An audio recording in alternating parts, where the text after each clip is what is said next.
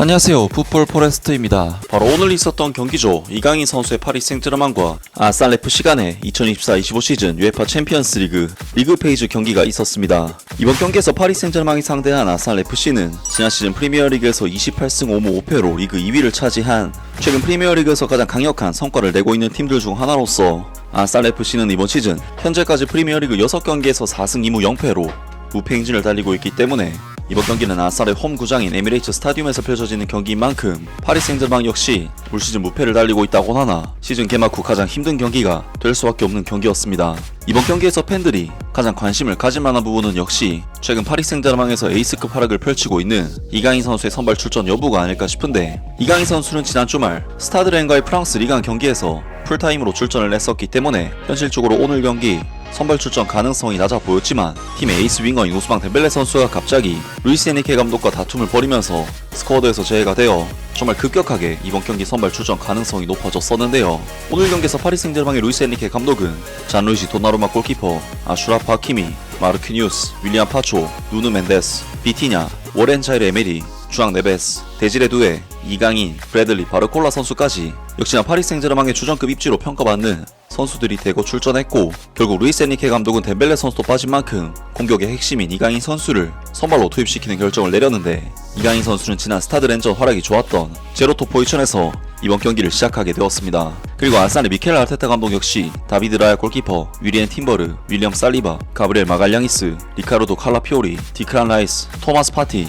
레안드로 트로사르, 부카요 사카, 가브리엘 마르티넬리, 카이 하베르츠 선수까지 역시나 아스날의 올 시즌 무패 행진을 이끌고 있는 핵심적인 선수들이 총출동하면서 이번 경기에 나섰습니다.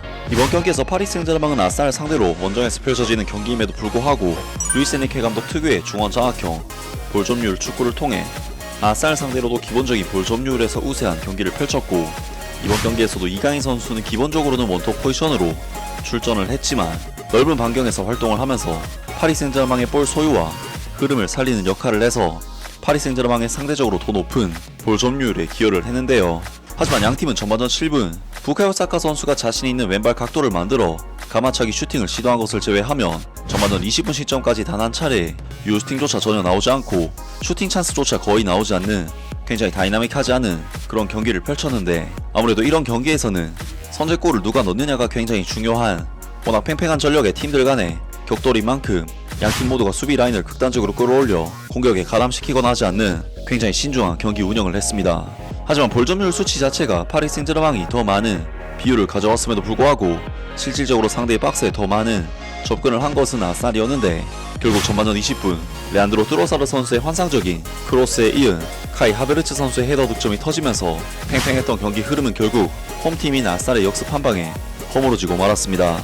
그리고 실점이 터지자 파리 생제르맹은 당연히 득점을 만들기 위해 양쪽 풀백들까지 공격에 가담시키면서 더욱 공격적으로 전술을 바꿨는데, 28분 파리 생제르맹의 레프트백 누누 멘데스 선수가 정말 엄청난 중거리 슈팅을 시도했지만 골대를 맞고 빗나가면서 운이 따르지 않았고, 30분에는 라이트백인 하키미 선수가 정말 미쳐버린 스피드로 우측 라인을 돌파해 슈팅까지 시도했지만 다비드 라야 골키퍼의 선방에 막히고 말았습니다. 하지만 파리 생제르맹은 그만큼 공격적으로 팀 밸런스를 어느 정도 깨면서 경기를 하다 보니 전반전 중후반부터는 오히려 아스날의 거친 중원 압박에 엄청난 고전을 했고 도무지 압박을 벗어나지를 못하면서 경기를 지배당했는데, 결국 전반전 35분 부카요 사카 선수가 올려준 프리킥 크로스가 그대로 파리 생제르맹의 골문으로 들어가 버리면서 파리 생제르맹은 전반전에만 무려 0대2로 뒤처지는 엄청난 열세에 놓이게 되었고, 이후 파리 생제르맹은 38분 또다시 부카요 사카 선수에게 결정적인 박스 앞 찬스까지 내주는 등 사실상 볼 점유율만 앞섰지 전체적인 경기력에 있어서는 거의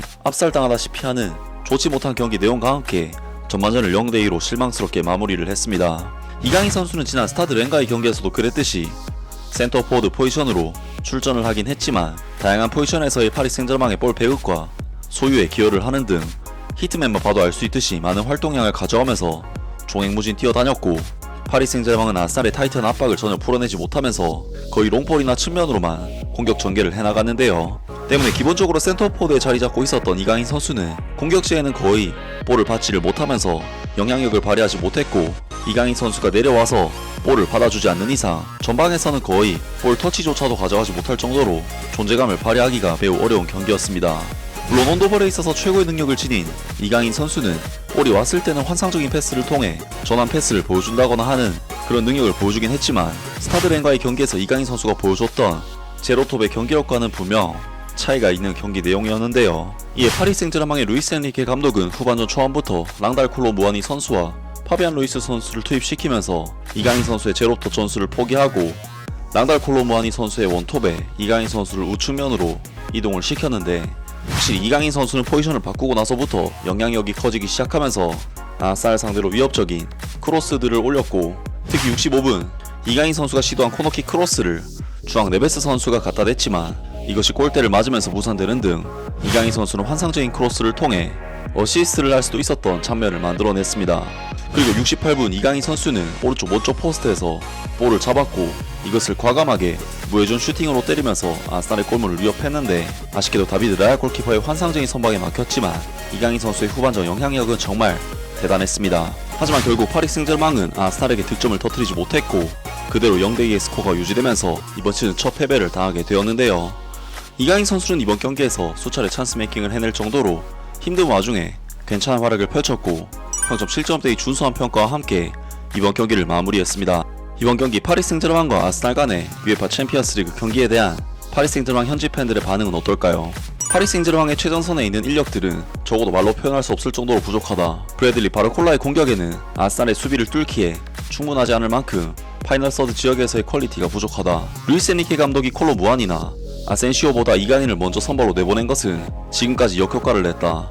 오렌자이르 에메리는 쓸모없고 이강인도 쓸모가 없다. 이강인 펄스9, 이 선수는 축구 수준 때문에 네이마르와 친구였던 것이 아닌 게 확실하다. 우리는 9번으로 출전한 이강인의 키가 172cm가 아닌 것처럼 크로스를 계속 올리고 있다. 파리 생제르맹은 팀 예산이 8억 유로인 클럽인데 챔피언스리그에서 이강인이 최전방에 등장하고 서포터들은 이를 받아들이고 코치를 지지한다. 하지만 솔직히 그들이 우리에게 무슨 짓을 한 걸까? 이것은 역사상 최악의 팀이다. 당신들은 우리를 부끄럽게 한다. 도나룸마는 노숙자 같은 태도로 지나가고 있다. 파리 생제르맹에게는 꾸준히 강팀과 경쟁할 수 있는 유럽 슈퍼리그가 필요하다. 두 팀의 퀄리티 차이는 놀랍다. 아스날은 너무 강하다. 인정해야 한다. 아르테타 감독은 루이스 엔리케 감독의 게임 플랜에 대해 모든 것을 이해했다. 루이스 엔리케 감독이 감히 어떻게 우스망 덴벨레를 뺐을 수 있는가? 파리 생제르맹은 정말 멍청한 클럽이다. 이강인은 미드필더로서 자리를 잡아야 한다. 가장 나쁜 점은 아스날이 우리를 짓밟고 있다고 생각하지 않지만 우리가 공을 잡고 있는 동안 모든 움직임들을 차단당하고 있다는 것이다.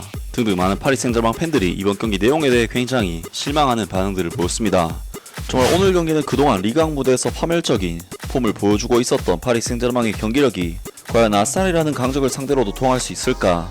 그리고 스타드렌전 이강인 선수의 성공적인 제로톱 실험이 아스날에게도 과연 적용이 될까가 궁금하고 기대가 되는 경기였는데, 역시 아스날이라는 팀이 보여주는 압박의 수준은 상당히 거친 리그인 프랑스 리그왕의 다른 팀들보다도 한 차원 더 높은 수준의 레벨이었고, 파리 생제르맹으로서는 그동안의 팀들과는 다른 레벨의 압박에 전혀 적응하지 못한 정말 아쉬운 내용의 경기였습니다.